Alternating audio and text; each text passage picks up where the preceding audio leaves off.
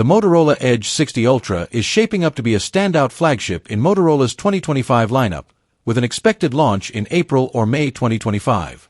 It's set to be powered by the cutting-edge Qualcomm Snapdragon 8 Gen 4 processor, promising top-tier performance for gaming, multitasking, and AI-driven features.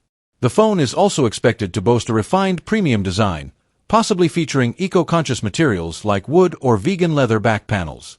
On the front, users can look forward to a vibrant high-resolution display with a smooth 144Hz refresh rate and durable Gorilla Glass Victus 2 protection. Photography will be a major highlight, thanks to a powerful triple camera system comprising a 50MP main sensor with OIS, a 50MP ultra-wide lens, and a 64MP telephoto shooter with 3x zoom.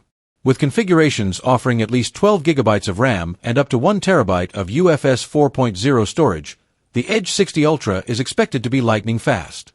Launching with Android 15, it should also bring advanced features like satellite connectivity and improved privacy tools. Pricing is rumored to start around €999, putting it in direct competition with other 2025 flagships.